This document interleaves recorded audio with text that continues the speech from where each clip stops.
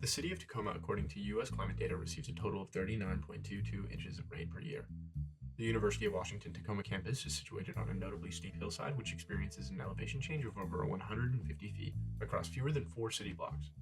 UW-Tacoma is an urban serving institution that sits on an old industrial area that was redlined in the 20th century. Because of unregulated contaminants from local businesses, UW has a large soil contamination issue.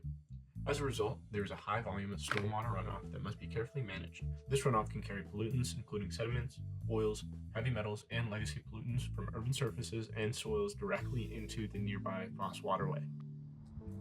So I think the UW-Tacoma campus is in a really unique situation. It's right at the heart of downtown, and it's right at the heart of a city that used to be really industrialized. And so I think that by integrating some of these green stormwater or green infrastructure components into this master plan, it gives a lot of opportunity to try to undo some of the damage that we've done to the landscape through that industrialization, and then also be able to make a green space. With the newest UW master plan hitting UW this month, we aligned our design solutions with the newly released master plan.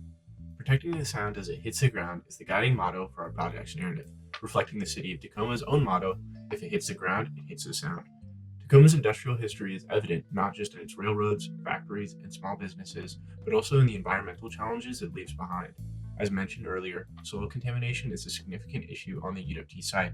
With our design approaches, we aim to use green stormwater infrastructure to mitigate the contaminants that are carried into the sound. With enrollment expected to double in the coming years, UW-Tacoma must prepare for the physical and environmental impacts of a significantly larger student body.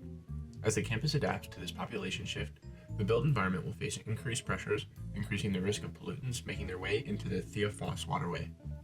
Given the challenges posed by pre-existing soil pollution and stormwater runoff, our first design that highlights this approach is the quad, where we incorporate a vault to capture and treat stormwater in a controlled environment. Additionally, this space will serve as an interactive area for students, allowing them to engage with the system and learn firsthand about sustainable practices. By using native trees like cottonwood, poplars, and other local vegetations, we can apply bioremediation techniques to absorb and break down contaminants left behind from Tacoma's industrial past. These natural systems allow us to revitalize the soil while managing stormwater runoffs on UW's site.